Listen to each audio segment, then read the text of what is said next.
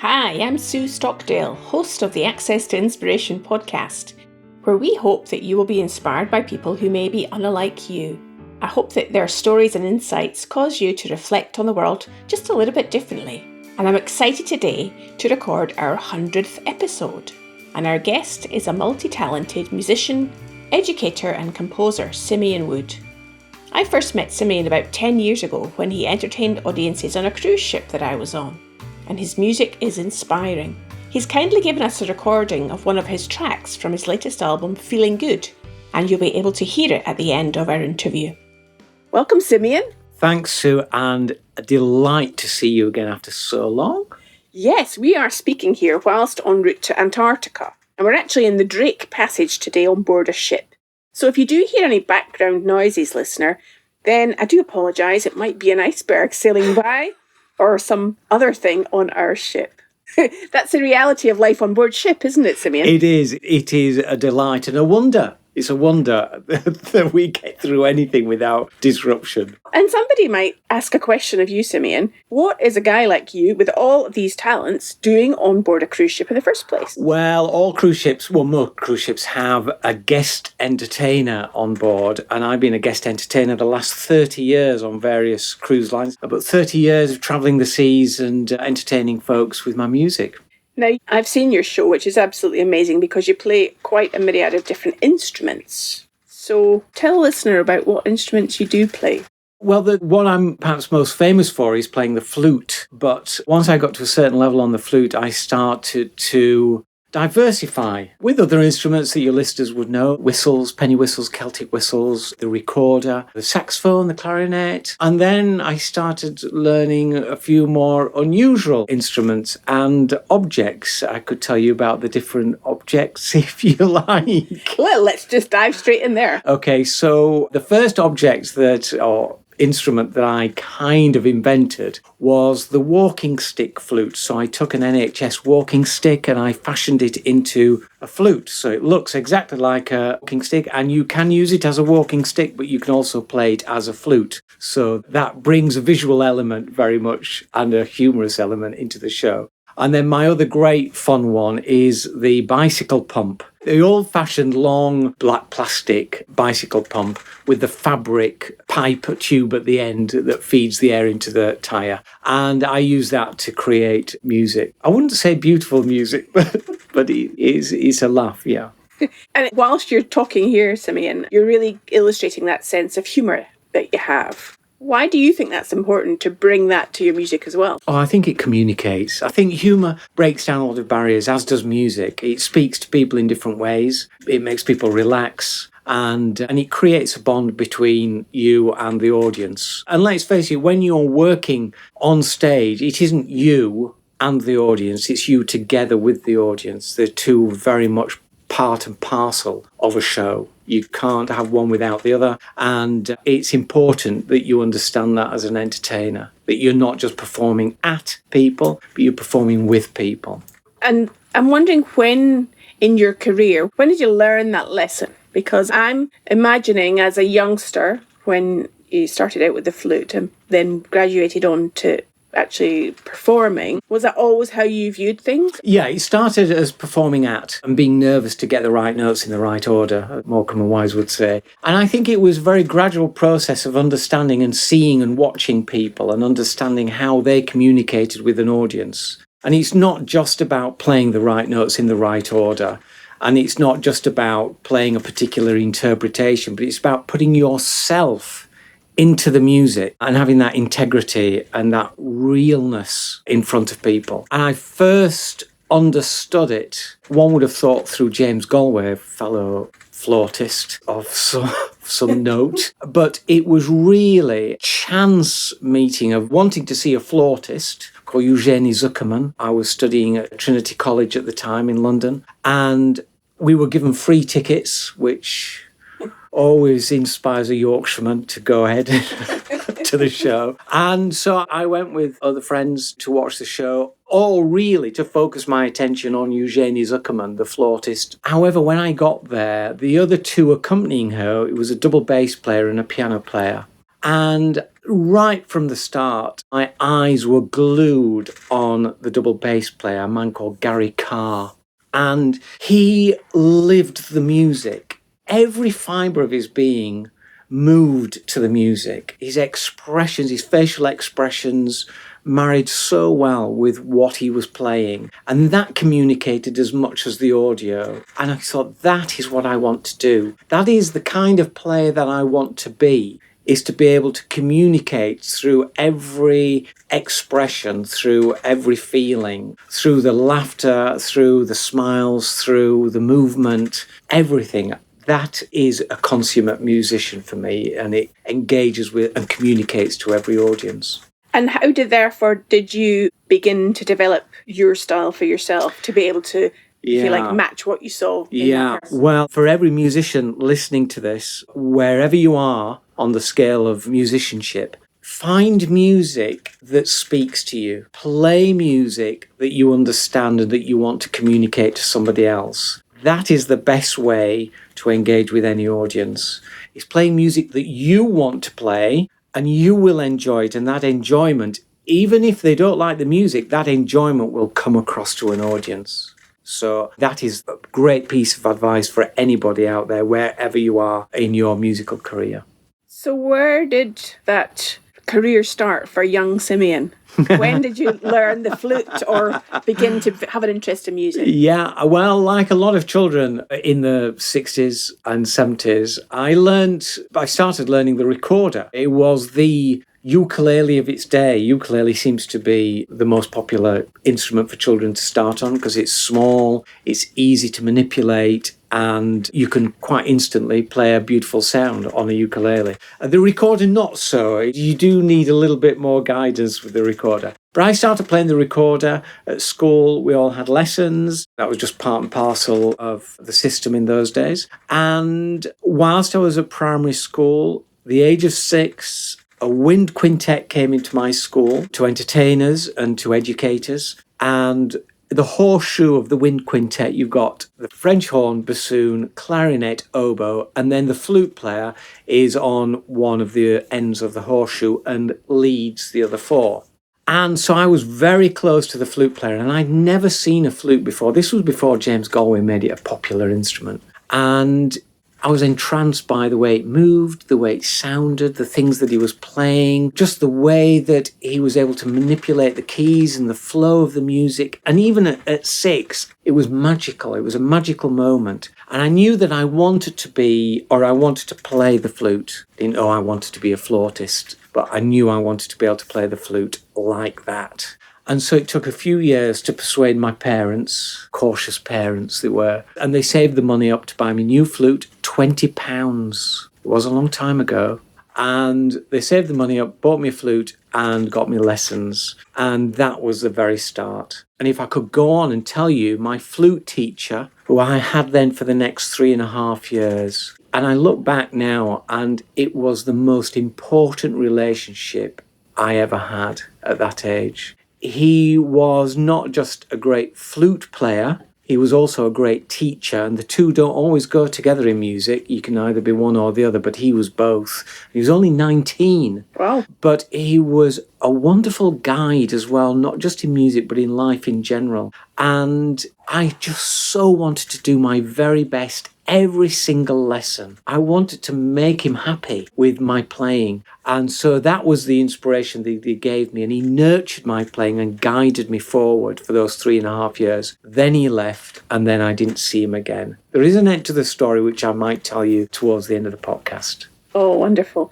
So sounds like that mentor, that guidance was inspiring in of itself. Yeah, and still is. I still look back on that time. I've still got the lessons that he gave me back in 1971. I think he was January 72, so I'd still only be 8 years old. So do the maths, listener. And yeah, I can see the lesson as I look through his handwriting. And yeah, he was just a meticulous guy and wonderful nature. Yeah. So from that early start and learning the instrument, how did you then develop it as a career? Well, during lessons, so from 8 onwards, my hometown of Huddersfield, where I still live, is a very musical town. I'm sure a lot of people say their town is musical, but the number of choirs and orchestras and brass bands, there were 6 youth orchestras for children. Wow. In That's a lot. my town, yeah. And you grew through them and you were nurtured through them. So from the age of 9 until I was 18, I played in the 6 orchestras, 6 orchestras altogether. I played in the orchestras and then went off to music college. But I still wasn't a performer at that time. I was very nervous about playing in public. And I remember having a masterclass with a lady, the late now Tara Bentovim, who again, another great inspiring character in the music world, not just as a flute player, but in music in general. And I was petrified, absolutely petrified. And it was the days of flared trousers when they were out for the first time, by the way, any young ones listening. And I remember thinking that I just felt like a yacht on the water. My flake trousers were flapping so much because of the nerves, and I got through it. And every time I played in front of people, the nerves just, they competed with that desire to play, and it spoilt it. I could only focus on how nervous I was and what people must think. So how did you overcome that nervousness? Well, it's probably been said before, but preparation is absolutely key. And if you're going to bookmark any part of this podcast, this is the bit you need to bookmark. I had a teacher that said the difference between a professional and an amateur is that the amateur will practice something until they get it right. A professional will practice something until they can't get it wrong. That's a very important difference. I hope that makes some sense. So you practice to the extent that it is impossible for things to go wrong. And then you tend to relax so much more and you can enjoy it. And when you enjoy it and relax, so do the audience. And if they're relaxed, you're even more relaxed. And it just makes for a much better performance. So practice, practice, practice. Practice, practice, practice, and constant playing in front of people. Yeah. And bizarrely, the smaller the number, the harder it is. What do you think makes the difference then? Why do you think? I think the most I've ever played in front of is 20,000 people, okay? And this was at a thing called Carfest that Chris Evans used to run. I don't know if that's still going now. And I played to 20,000 people and they were completely anonymous. I couldn't see any of their faces. They were so distant. There were so many of them. And I think that's probably what makes the difference. If there are a fewer number, you generally can see every one of them and feel their reaction. If there are 20,000, you don't. So it makes it a little bit more nerve-wracking. So we've been talking about the evolution of your playing and then going into performing. What about composition then? Because I know you've written a lot of music and you've produced a lot of albums. How did you then evolve into that? And this is a bit you don't bookmark, listener, okay? So the first time I wrote anything, it was a Christmas carol, and it was a Christmas carol competition. And there was a prize of a £2.50 W.H. Smith voucher. And that was the inspiration for me to write my very first piece of music. So it was monetary, it was financial. So yeah, that's what inspired me to write. And it was because I won that competition. If I hadn't won it, I may not have written again. But someone saw something in my writing. And so I thought, well, if they believe in me, then I should as well. And I carried on composing after that. And the other reason was later on, I was gathering all these instruments, the panpipes and caners and lots of South American instruments, passionate about their music of that great continent. And I wasn't being able to find any music. So I would write music that was appropriate, one, for my skill level on those instruments, and two, to play music in a style that a Western audience would enjoy. Because playing South American music in Huddersfield, it isn't quite the same as playing it in South America. So you have to westernize some of these sounds. There was a great group called Incantation, made up of Westerners, professional classical players, a lot of them from Ballyrambere, and they played South American music in a Western style for the Western market. What you're reminding me of is one of the previous guests that we had on the podcast, episode 35. We spoke to Chris Tolley, who was a composer. And one of the things that he reflected upon was how important environment was for him. He lives in East Lothian in Scotland, and every day he can see nature all around him, and that inspires his composing. It informs him. So where do you get your inspiration from to think, I want to sit there and write something? People give me a lot of inspiration. Kindness of people, the emotions that I see in people's faces, that kind of thing. That inspires me to write because I kind of want to capture it. There was a great French composer called Saint-Saëns, and Saint-Saëns wrote a collection of works called The Carnival of the Animals. And in it, he wanted to capture the personality of the animals that he remembered seeing at the Paris Zoo. And that, for me, is what music's about. It's capturing a story, it's capturing a moment, it's capturing emotion, capturing a place, like Chris Tolley was it. And I think that's important, to tell a story with the music and not necessarily just create sound, a soundscape, but to create a story to go with it. So people are very important, and many people have given me a reason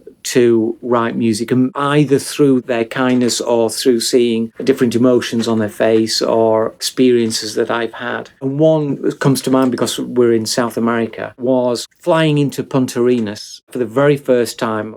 And I felt as though I travelled to the end of the world. I've been to Australia and New Zealand many times, but Punta Arenas, it just seemed, when I came out of the airport and looked around, I just thought I'd reached the end of the world. There is nothing much there. There's nothing much there, and you feel as though maybe you took another step and you'd fall off the edge of it. It's a strange experience, and it's also a very, very long, arduous journey from Huddersfield. So, not that I walked, but I took the plane, but it's still very, very, very difficult.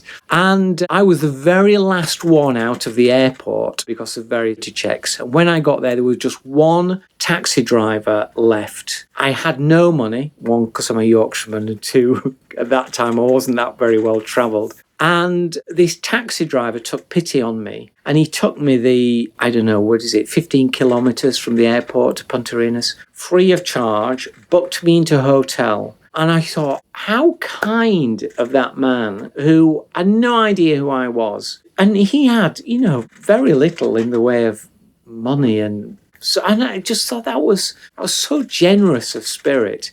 So I wanted to capture that moment in a piece, and I wrote a piece of music with a very tacky title called Warm in Chile, because he was very warm-hearted and we were in Chile. And so I wrote that piece, and every time I hear it, I see him. I mean, I'll never meet him again, but I just see that moment. It was a very personal reason for writing that. And listener, on this particular travel that Simeon's on, Simeon's suitcase didn't arrive, but Simeon did. So I'm envisaging now composing a piece of music called The Lost Trousers or something like that. The Lost Trousers. The lost trousers, the lost, everything. Oh my goodness, it is a nightmare travel sometimes. But yes, so people inspire me, and situations, and of course the beauty of this world inspires me as well. Yeah, it really does. So given that you've done a lot of travel, because you've been, I know, working and performing on cruise ships around the world for almost 30 years now. Yeah. What challenges have you faced? When hasn't it worked out? What would you say have been some of the obstacles or challenges along the way? Well, this isn't a particularly fair account, but quite often when you're travelling, you're working with people you've never met before. You're working with people you've never met and within quite a confined environment, and you've got very little time and space in order to put the show together. And that for me is very much out of my comfort zone. And I think it's because I'm not in control of all the other aspects, the lighting, the sound, stage management. I'm not in charge of where my luggage is, for example, this particular trip. So I do struggle with that, because back home I'm self-contained. So when I come out to a ship, it is one of the difficulties that I have to overcome. And I do have to surrender a lot of that control and just give it up and say, well, someone else who knows better than me, knows how the desk works, how the lighting works. They have to do their thing.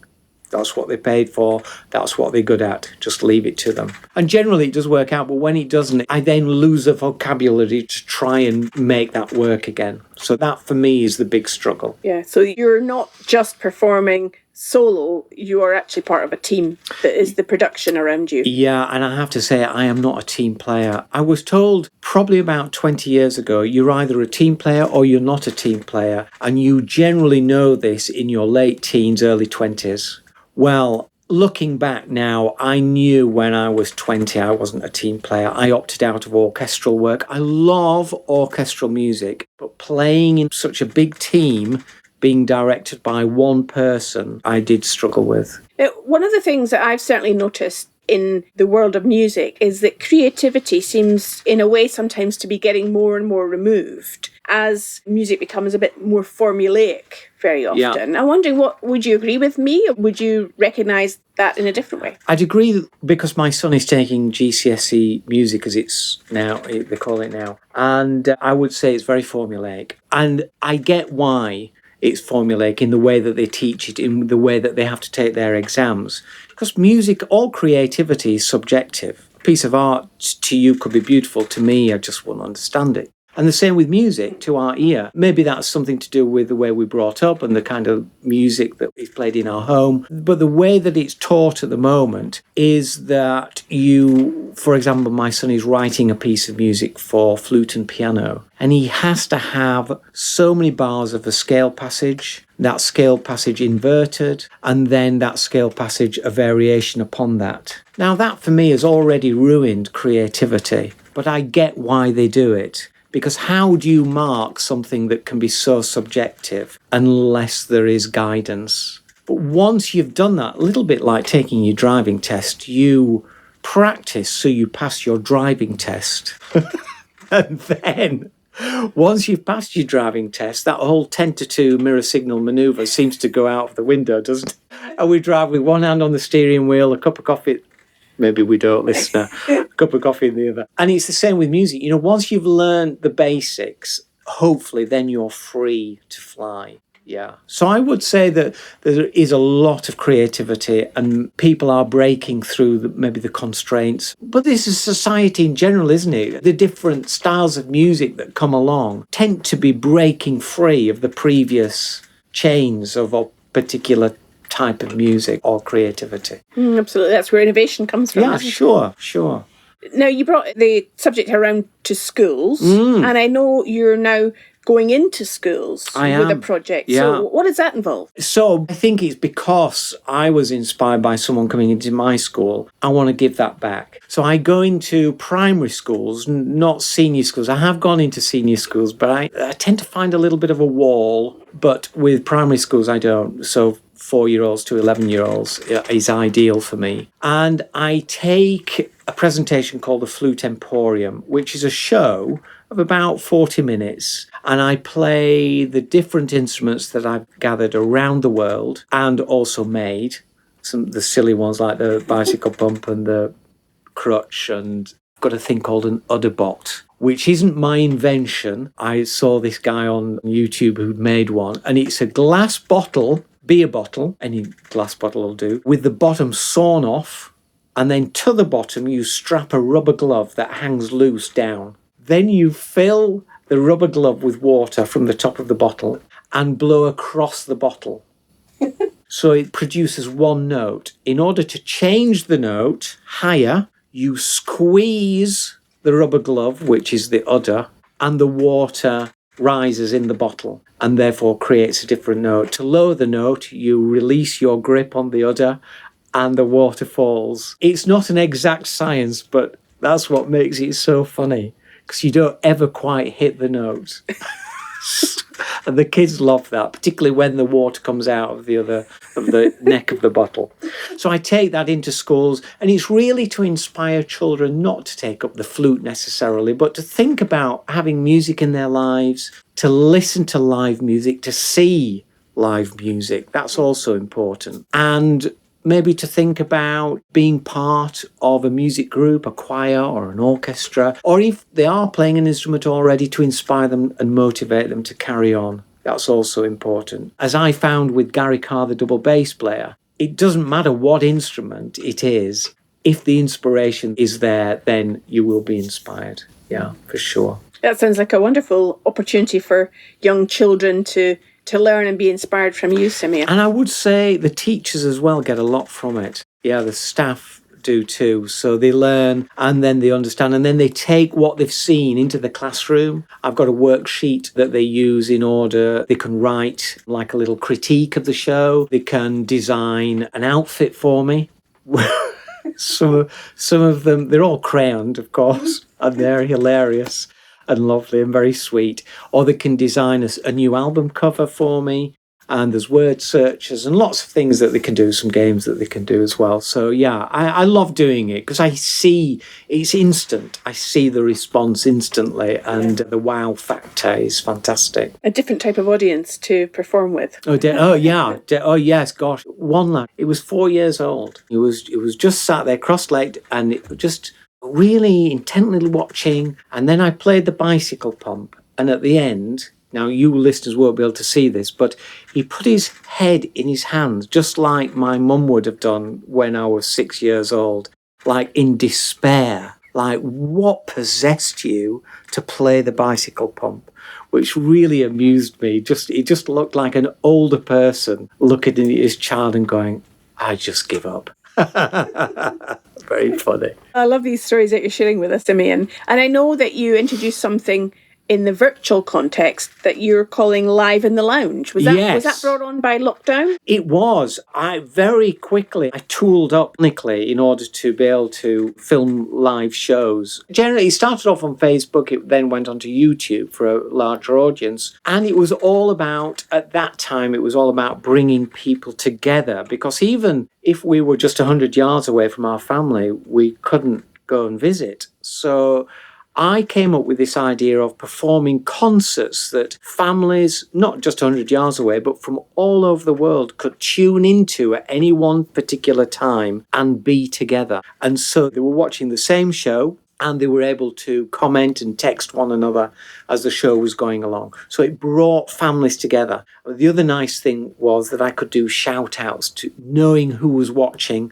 So I could say, Auntie Lillian in South Africa, your niece and nephew send their love from Manchester. So it really did bring people together and it was a feel-good factor. And I think with everything that I do, whether I'm playing for a WI or playing in prisons or a hospice or a school, or on a cruise ship on the way to Antarctica, it's all about changing people and making a happier environment, changing that environment and making it a happier place, motivating people. Well, I really get that sense from the energy that you're introducing into your conversation with the passion that you have for music and for conveying the love that you have of it to your audience and to other people. You know, even though I've been talking a lot, I'm not a great communicator. I much prefer to communicate through music. And I think it speaks a different message to everybody. Words speak a particular message, but music speaks a different language and has very different meanings to different people, either because we attach memories to pieces of music.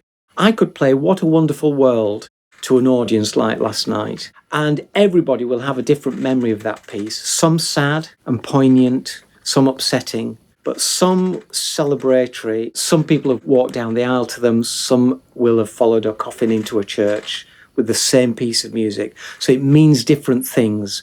And you play that music and that memory comes flooding back. And it doesn't matter how bad your memory is, that piece of music will bring something to the table. What do you think your legacy, if you like? Not that we want you to finish playing music now and end, but as you advance in your career in the future in your life, what do you think you want your legacy to be to the world? Sue, that's hard. That's really hard. Without sounding to be too cheesy, I think I just want to make it a better place through music.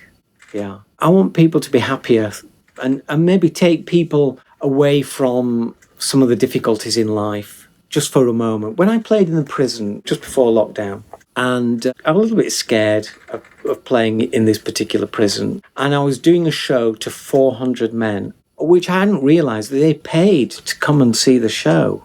And various prices from £1 to £5 they paid. And the money was going towards instruments. And so inmates could learn musical instruments. So it was going for some good. And it was an austere environment. Even before I got into the prison, the number of doors to be locked and closed behind you before you got anywhere at all, and then the wire, and it was just very oppressive. But for that 1.5 hours that I played, there was no interval because I was reminded that we can't take them all back to their cells and then bring them back. So it was an hour and a half, and I thought, how do I keep 400 men between the age of 18 and 90 from all walks of life?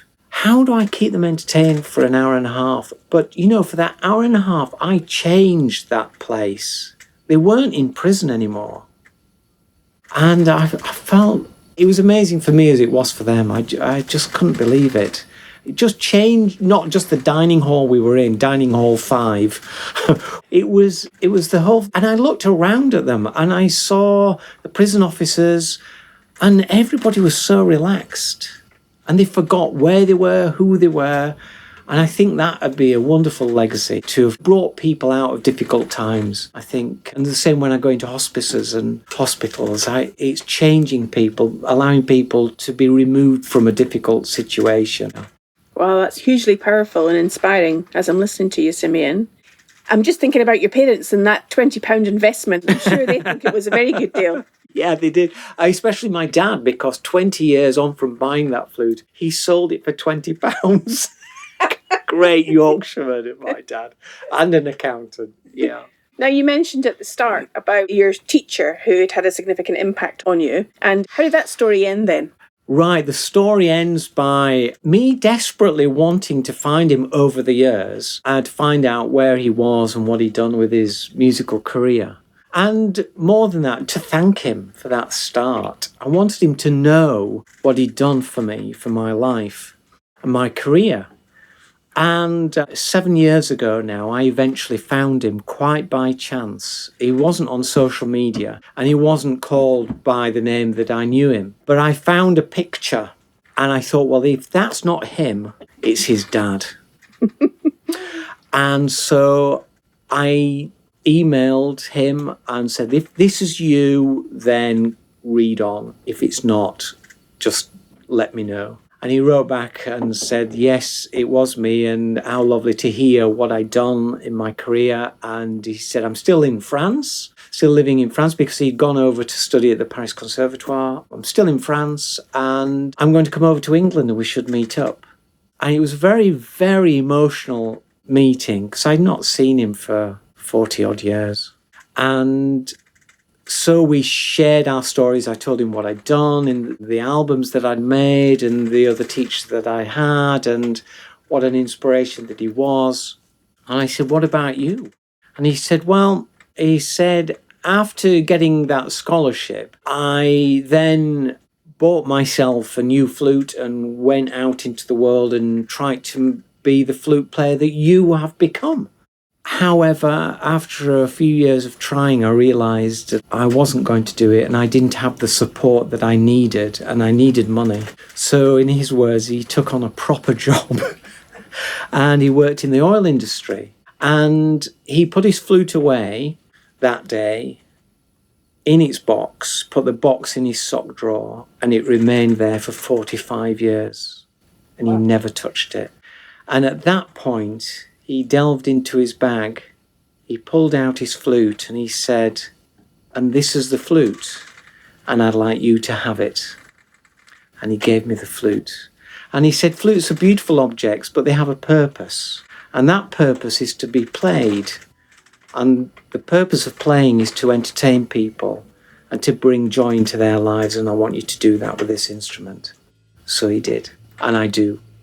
You must treasure that flute. I do. Yeah, that does not go in the hold of an airline that will remain nameless.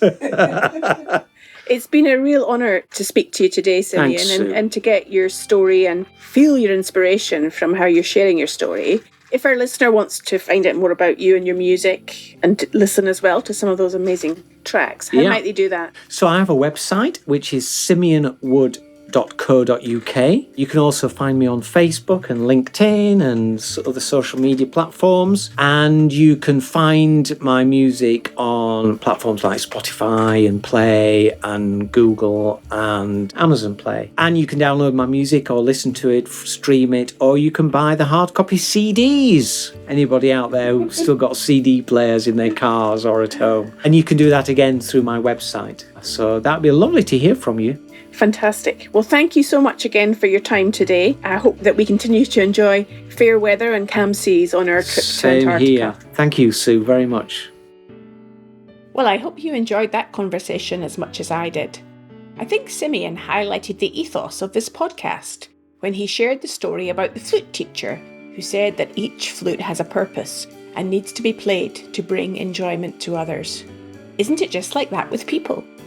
Well, our aim has been to bring out the brilliance in our guests in these 100 episodes, and we hope that each conversation has brought enjoyment to you, the listener. I have an ask of you. If you like our podcasts, please share an episode with just one other person.